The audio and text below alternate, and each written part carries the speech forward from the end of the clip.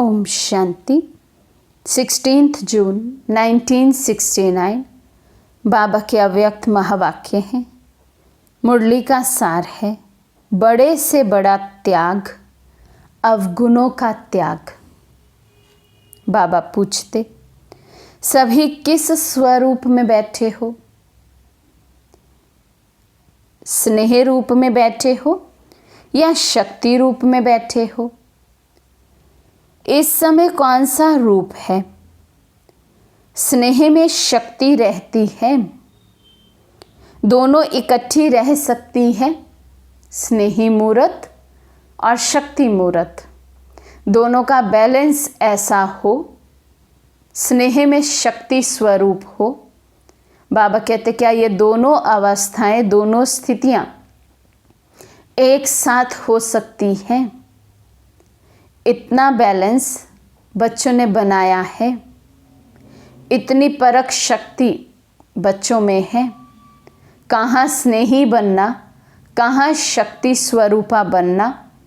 बाबा पूछते क्या ये परख करके उस स्वरूप में उस समय स्थित हो सकते हैं? क्यों नहीं कहते हो कि दोनों रूप हैं? बाप दादा के साथ स्नेह क्यों है? बाप दादा से स्नेह इसलिए है, जो शिव बाबा का मुख्य टाइटल है उसमें आप समान होना है। मुख्य टाइटल कौन सा है? परमात्मा को, शिव बाबा को मुख्य किस टाइटल से याद करते हैं? तो बाबा ने कहा सर्वशक्तिवान।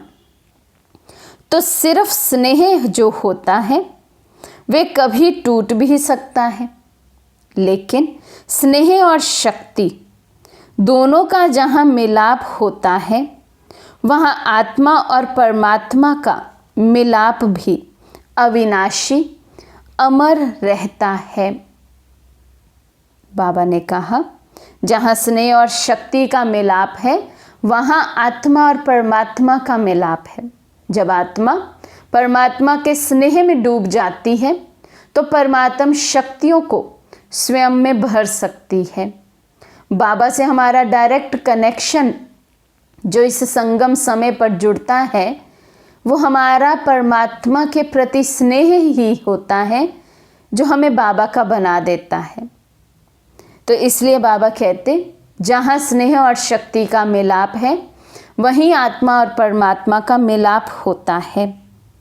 तो अपने इस मिलन को अविनाशी बनाने के लिए क्या साधन करना पड़ेगा? स्नेह और शक्ति दोनों का मिलाप अपने अंदर करना पड़ेगा, तब कहेंगे आत्मा और परमात्मा का मिलाप। मेले में तो बैठे हो, लेकिन कई मेले में बैठे हुए भी दोनों के मिलाप को भूल जाते हैं। मधुबन में बाबा के सन्मुख बैठे हैं। बाबा कहते बच्चे जैसे कि आत्मा और परमात्मा के मिलन मेले में बैठे हैं, लेकिन इस मेले में बैठे हुए भी बच्चे मिलाप को भूल जाते हैं। बैठे हैं बाबा से मिलने के लिए और वो मिलन करना ही भूल जाते हैं। अच्छा, आज तो खास कुमारियों के प्रति ही आए हैं। जैसे पहले की मुरलियों में भी हमने समझा है कि वहाँ पर उस समय 69 में कुमारियों की ट्रेनिंग चल रही हैं, और ये कुमारियाँ कोई साधारण कुमारियाँ नहीं हैं। हमारे दादियों के बाद का जो जनरेशन है, जिन्हें हम बड़ी दीदियाँ कहते हैं, वे सब उस समय कुमारियों के रूप में मधुबन में ट्रेनिंग ले रहे हैं। तो बाबा कहते आज कुमारियों का कौन सा दिन है? मिलन का दिन। रिजल्ट भी आप सभी की निकली है। अपने रिजल्ट को खुद जान सकते हो, त्रिकालदर्शी बने हो। इस ग्रुप में नंबर 1 कुमारी कौन सी निकली है? कोई बहुत बड़े ग्रुप नहीं होते थे उस समय, क्योंकि मधुबन में तो स्थान भी कम होता है रहने के लिए, और उस समय तो बहुत ही कम बाबा के बच्चे थे, रतन थे वो तो बहुत कम ग्रुप होता था। तो एक एक को बाबा भी नाम सहित जानते थे, दादियाँ भी नाम सहित जानती थी, और दादियाँ स्वयं उन कुमारियों की जो आज बड़ी बड़ी जोनल हेड हैं, बड़े बड़े दीदियाँ हैं, उनकी ट्रेनिंग दादियाँ खुद कराती थी उस समय। तो बाबा पूछ रहे हैं कि इस ग्रुप में नंबर 1 कुमारी कौन सी है। रिजल्ट आउट कर रहे हैं बाबा, और बाप दादा ने नाम लिया चंद्रिका। चंद्रिका दीदी जी हैं जो इस समय अहमदाबाद में अपनी बेहद की सेवाएं दे रहे हैं। तो बाबा कहते नंबर 1 का मुख्य कर्तव्य है अपने जैसा नंबर 1 बनाना। जो नंबर 1 की आत्माएं हैं, देखो कितनी भाग्यवान ये आत्मा होगी जिनको भगवान कहे ये नंबर 1 की आत्मा है। और अब बाबा नंबर 1 की आत्मा का कर्तव्य बता रहे हैं कि उनका कर्तव्य है अपने जैसे नंबर 1 अनेक आत्माओं को बनाना। कुमारियों को तो अभी एक और पेपर देना है। वे पेपर प्रैक्टिकल का है, ना कि लिखने का। अभी तो 1 मास की ट्रेनिंग की रिजल्ट में नंबर 1 है, लेकिन फाइनल रिजल्ट में भी नंबर 1 आ सकती है। उसके लिए कौन सी मुख्य बात बुद्धि में रखनी है? हम सबको ये बात अंडरलाइन करनी चाहिए। यदि हम लक्ष्य रखते हैं नंबर 1 में आने का, श्री कृष्ण के साथ आने का, तो बाबा कहते पहला मुख्य उनका जो कर्तव्य होगा वो होगा अनेक आत्माओं को अपने समान नंबर 1 बनाना। तभी तो राजधानी होगी ना, तभी तो हम राजा बनेंगे। दूसरा बाबा कहते कि उनको क्या करना होगा, तो उसके लिए कौन सी मुख्य बात बुद्धि में रखनी है कि हम नंबर 1 में आ जाएं। फाइनल पेपर में भी जब विनाश काल शुरू हो, फाइनल एग्ज़ाम हो, उसमें भी नंबर 1 आए। उसके लिए बाबा कहते बुद्धि में एक बात रखनी है। कौन सी बात है? त्याग और सेवा तो है ही, एक और मुख्य बात है। तो एक बात के पर्दे में बाबा हमें कितनी बातें समझा जाते हैं। तो बाबा कहते यदि हमें नंबर 1 में आना है तो बुद्धि में हमेशा रखना है त्याग और सेवा। और इससे भी बड़ी मुख्य बात जो है, बाबा कहते सबसे बड़ा बलिदान कौन सा है और सबसे बड़ा त्याग कौन सा है? दूसरों के अवगुणों का त्याग करना, यह है बड़ा त्याग।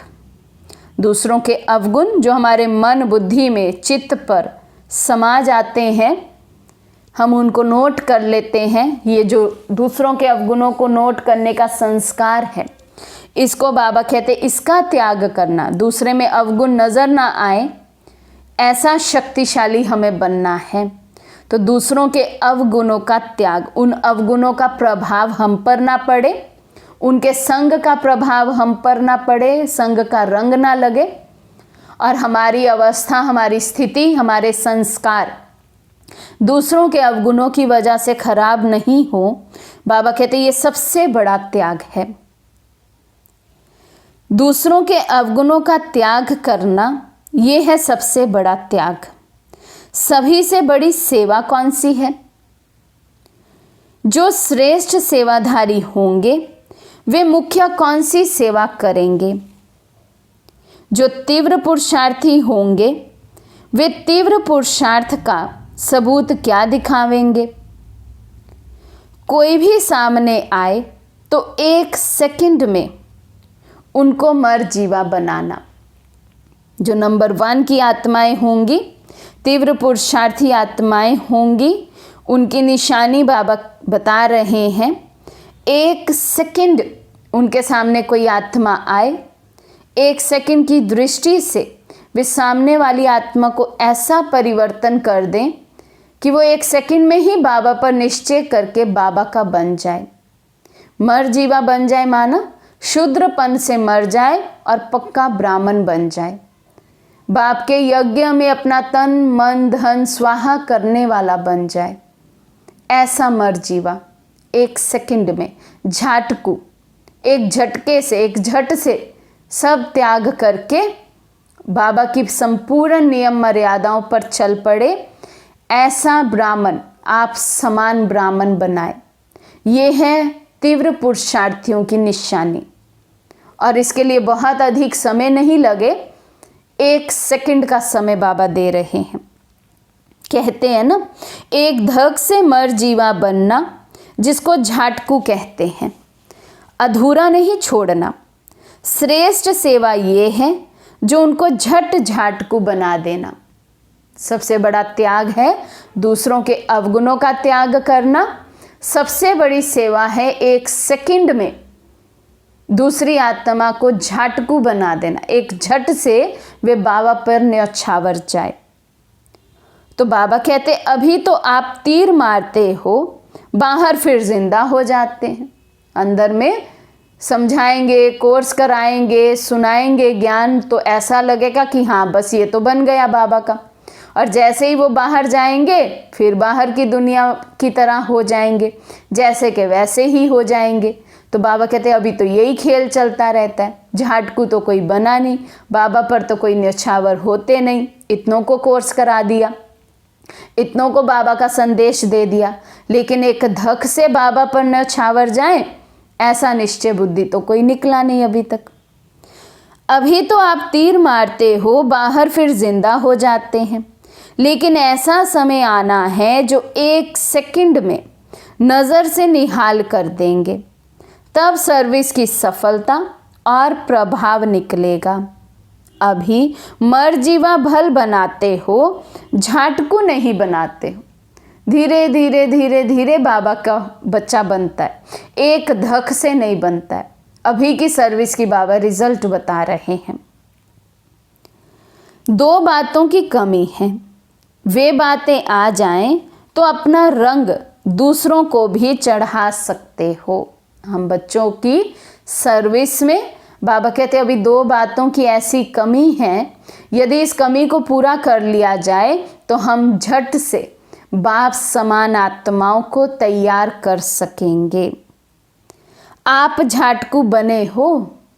बाबा पहले हमसे पूछ रहे हैं। दूसरे को तो झाटकू तब बनाएंगे जब पहले स्वयं झाटकू बने हो। यदि अभी तक खुद ही कच्चे पक्के हैं, कभी पुरुषार्थ अच्छा, कभी पुरुषार्थ ढीला ढाला, कभी बाबा पे 100% निश्चय, कभी क्या क्यों के चक्र में फंसने वाले, एक धक से स्वयं बाबा के संपूर्ण न्यौछावर हुए हैं, बाबा पर बलिहार गए हैं। बाबा पूछ रहे हैं पहले आप अपने को तो चेक करो। बाबा कहते कहाँ कहाँ भूल होती रहे तो उनको पुरुषार्थी कहेंगे। कदम कदम में बाबा तो कहते हैं पद्मों की कमाई जमा करने वाले हो, लेकिन हमसे कदम कदम पे अवज्ञाएं होती रहे, बार बार सेम गलतियां होती रहें, तो बाबा कहते क्या उसको पुरुषार्थी कहेंगे? उसको तो अलबेलेपन की उसको संस्कार है ऐसा कहेंगे। अलबेली आत्मा है वो, जिसको अपने कर्मों पर अटेंशन नहीं है। इतना ऊंचा ज्ञान मिला है कि हर कर्म की या तो पदम गुना कमाई है या पदम गुना सजा है।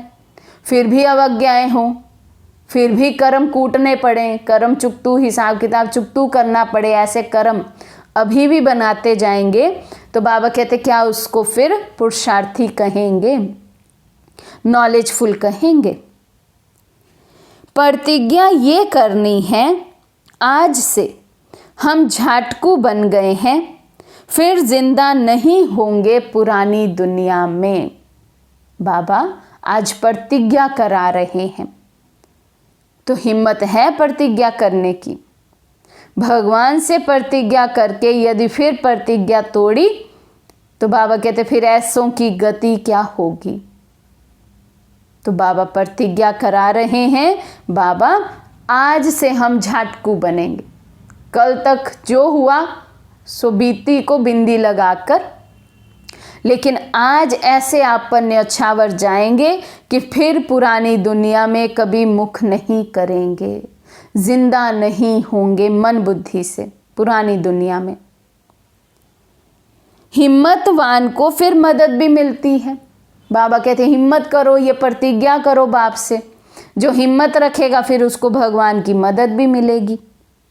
हिम्मत के कारण बाप दादा का स्नेह रहता है। तो दो बातों की कमी बता रहे थे।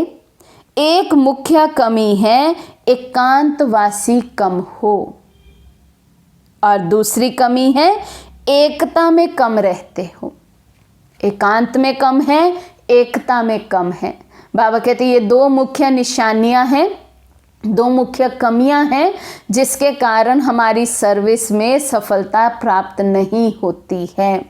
हमारे द्वारा बाबा के प्रति झाटकू बच्चे तैयार नहीं होते हैं। तो बाबा कहते यदि ये दो कमियां ठीक कर ली जाएं तो झाटकू बच्चे निकल आएं और राजधानी तैयार हो जाए। बाबा समझाते एकता और एकांत में बहुत थोड़ा फर्क है। एकांत स्थूल भी होती है, सूक्ष्म भी होती है। एक है हम दिन भर अकेले ही रहते हैं, घर में परिवार में, बाकी सब बाहर जाते हैं, हम घर में अकेले हैं, उसको एकांत कह देते हैं। लेकिन जिस एकांत की बाबा बात करते हैं वो है सूक्ष्म लेवल पर।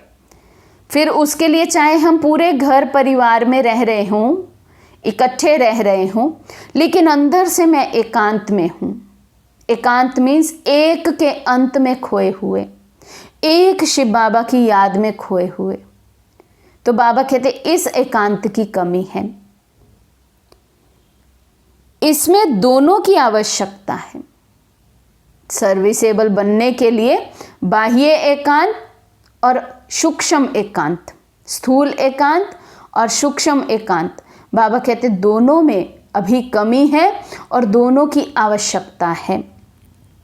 एकांत के आनंद के अनुभवी बन जाएं तो फिर बाह्य मुक्ता अच्छी नहीं लगेगी। अभी बाह्य मुक्ता में सभी का इंटरेस्ट जाती जाता है। बाह्य मुक्ता में बातों में कन रस, मुख रस, अभी जो ये बाहर की इंद्रियां है ना, देखने का रस, स्पर्श का रस, इन रसों में ही आत्मा अभी तक बिजी है। तो अंतर्मुखी या एकांतवासी कब होगी? अभी तक बाबा कहते बाह्य मुक्ता में ही इंटरेस्ट ज़्यादा है, बोलने में इंटरेस्ट ज़्यादा है, सुनने में इंटरेस्ट ज़्यादा है, देखने में इंटरेस्ट ज़्यादा है। तो अंतर को कब देखेंगे? अपने आप से, स्वयं से बातें कब करेंगे? बाबा की बातें कब सुनेंगे? तो एकांतवासी कब होंगे? इन दो बातों की मेजॉरिटी में कमी है। कौन सी दो बातें? एकांत और एकता। अव्यक्त स्थिति को बढ़ाने के लिए इसकी बहुत आवश्यकता है। कल बाबा ने हमें कितना जोर दिलाया है, 1 मास का होमवर्क दिया है कि 1 मास में हमें अपनी कम से कम भी रोज के चार्ट की 8 घंटा अव्यक्त स्थिति बनानी है। आज बाबा हमें उसकी युक्ति बता रहे हैं। जितना हम एकांतवासी रहेंगे, जितना हम एकता में रहेंगे, उतना अव्यक्त स्थिति बनती जाएगी। इसलिए ज़्यादा एकांत में रुचि रखनी है, बाह्य मुक्ता में कम आना है, एकांत में अधिक रहना है। कुमारियों को अब जाना है प्रैक्टिकल कोर्स देने। अब कुमारियों को 3 सौगात देनी है। सौगात है स्नेह की निशानी। तो तीनों संबंध से 3 सौगात देते हैं जो कभी भूलना नहीं। बाप दादा की सौगात सदा अपने साथ रखना। सौगात छिपा कर रखनी होती है ना, तो बाप के रूप में एक शिक्षा की सौगात याद रखना। क्या शिक्षा देते हैं? कि सदैव बाप दादा और जो निमित्त बनी हुई बहनें हैं और जो दैवी परिवार है, उन सब से आज्ञाकारी वफादार बनकर के चलना है। बाप रूप में शिव बाबा हमें ये सौगात दे रहे हैं, शिक्षा दे रहे हैं। बाबा ने कहा जो निमित्त बनी हुई बहनें हैं या दैवी परिवार है, उनमें हमें सबसे आज्ञाकारी रहना है, वफादार रहना है। ये है बाप के रूप में शिक्षा की सौगात। और फिर टीचर के रूप में कौन सी शिक्षा की सौगात देते हैं? शिक्षा को ग्रहण किया जाता है ना, जहां भी जाओ तो टीचर के रूप में एक तो ज्ञान ग्रहण, दूसरा गुण ग्राहक, ये शिक्षा हमेशा याद रखना। जहां भी हम रह रहे हैं, सर्विस अर्थ, सेवा अर्थ, तो बाबा कहते एक तो जब हम संगठन में रह रहे हैं, हर आत्मा के गुण को देखना है, गुण को उठाना है, गुण चोर बन जाना है, गुण ग्राहक बन जाना है। दूसरा, ज्ञान को ग्रहण करना है, ज्ञान के मनन चिंतन में हमारी बुद्धि, हमारा मन सदा बिजी रहे। यह है टीचर के रूप में बाप दादा की हम सबके प्रति शिक्षा। और गुरु के रूप से यही शिक्षा है, सदैव एक मत होना है, एक रस और एक की ही याद में रहना है। विष्णु को जो अलंकार दिखाए हैं वे अभी शक्ति रूप में धारण करने हैं। ये अलंकार सदैव अपने सामने रखो। ये है बाप, टीचर और गुरु, तीनों संबंध से शिक्षा की सौगात खास कुमारियों प्रति। अब देखेंगे कौन कौन इस सौगात को साथ रखते हैं। बाबा इसके भी रिजल्ट हम सब बच्चों को ही देखेंगे, किस किस बच्चे ने ये तीनों सौगातों को अपने साथ रखा, अर्थात प्रैक्टिकल में करके दिखाया है। बाप रूप में बाबा ने शिक्षा दी है कि हमें हमेशा निमित्त बहनों के, दैवी परिवार के आज्ञाकारी और वफादार बनकर रहना है। टीचर के रूप में बाबा ने शिक्षा दी हम कहीं पर भी रहें लेकिन ज्ञान ग्रहण करते रहें, गुणग्राहक बने रहें। सदगुरु के रूप में बाबा ने शिक्षा दी है कि हमें सदैव एक मत होना है, एक रस रहना है और एक की ही याद में मगन रहना है। तो तीनों संबंधों से तीन शिक्षाएं बाबा ने हमें दी है। वे लोग भी रिफाइंड बॉम्ब्स बना रहे हैं ना, तुमको भी अब रिफाइंड बॉम्ब्स गिराने हैं। चींटी मार्ग की सर्विस बहुत की, बम गिराने से झट सफाई हो जाती है, तो विशेष आवाज़ फैलाने की सर्विस करनी है, उसको बॉम्ब गिराना कहते हैं। बाबा कहते एक एक दो दो को कोर्स कराना, एक एक दो दो को संदेश देना, यह है चींटी मार्ग की सर्विस। अब क्या करो, बॉम्ब गिराओ, एक साथ अनेक आत्माओं को संदेश चला जाए, ऐसे प्रोग्राम्स बनाओ, ऐसी सर्विस करो। जितना जो रिफाइन होंगे उतना रिफाइन बॉम्ब फेंकेंगे औरों पर। जिस बच्चे की जितनी स्वयं की स्थिति रिफाइन होगी, मन बुद्धि रिफाइन होगा, साफ होगा, अंदर बार एक होगा, जो जितना बाप दादा का आज्ञाकारी वफादार होगा, बाबा कहते वो उतनी ही बड़ी सेवा के निमित्त बन जाएगा। अभी ऑलराउंडर बनना है, जितना जितना बनेंगे उतना उतना नज़दीक आएंगे सतयुगी परिवार के। तो बाबा खुला ऑफर कर रहे हैं, जो जितना यहाँ ऑलराउंड सेवाधारी बनेगा, हर तरह की सेवा में आगे, चाहे मन से हो, तन से हो, धन से हो, संदेश देने की हो, प्रदर्शनी समझाने की हो, कोई भी सेवा हो, ऑलराउंड सेवाधारी बनेंगे और करेंगे। जितना करेंगे उतना ही बाबा कहते सतयुगी परिवार के भी नज़दीक आते जाएंगे। ऑलराउंड चक्र लगाकर अपना शो दिखाना, तब है ट्रेनिंग की रिजल्ट। प्रैक्टिकल कोर्स के बाद फिर रिजल्ट देखेंगे।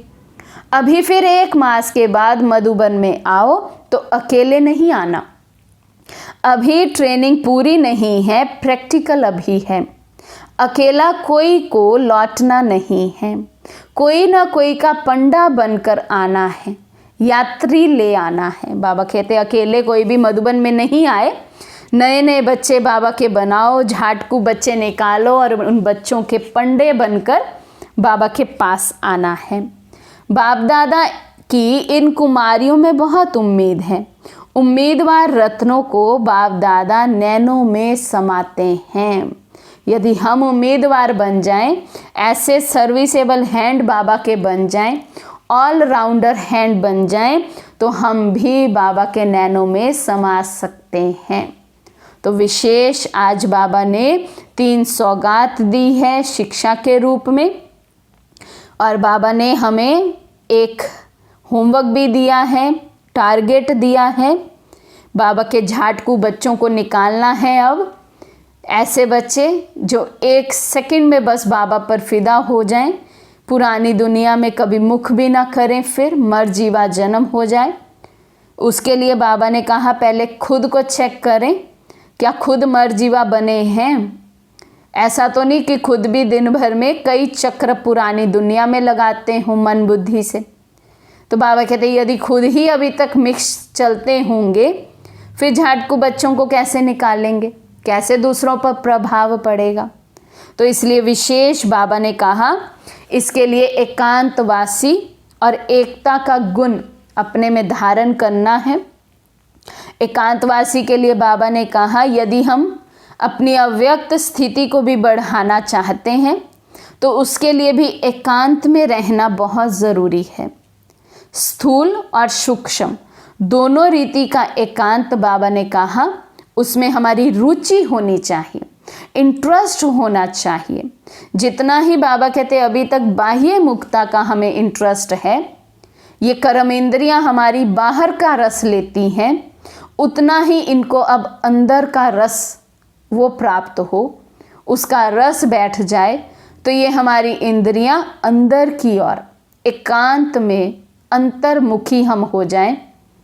तब बाबा कहते अव्यक्त स्थिति बनाना सहज हो जाएगा। 3 सौगातों को हम याद करें बाबा की। फिर बाबा ने कहा भी है कि बाबा 1 मास के बाद देखेंगे, रिजल्ट निकालेंगे हम बच्चों की कि किसने ये 3 शिक्षाओं को प्रैक्टिकल में करके दिखाया है। तो बाप रूप में बाबा ने सौगात दी है कि हमें सदा ही निमित्त बनी हुई बहनों के, बाप दादा के और दैवी परिवार के आज्ञाकारी रहना है, वफादार होकर चलना है। टीचर के रूप में बाबा ने शिक्षा दी कि ज्ञान ग्रहण करना है, गुण ग्राहक बनना है। और सदगुरु के रूप में बाबा कहते कि हमें सदैव एक मत होना है, एक रस और एक की ही याद में रहना है। तो खुद जो जितना रिफाइन होता जाएगा, बाबा ने कहा वो उतनी ही बड़ी सेवा के निमित्त बन सकता है। तो अपने मन बुद्धि को रिफाइन करते रहें, अपनी अवस्था को बढ़ाते रहें, अव्यक्त स्थिति का बहुत बहुत अभ्यास करें, ईमानदार, आज्ञाकारी, वफादार होकर चलें। ये सब बाप दादा की हम बच्चों के प्रति आश है और हमें बाबा ने 1 मास का होमवर्क भी दिया है। तो हम दिल व जान से सब ये होमवर्क बाबा को करके दिखाएं। अच्छा, ओम शांति।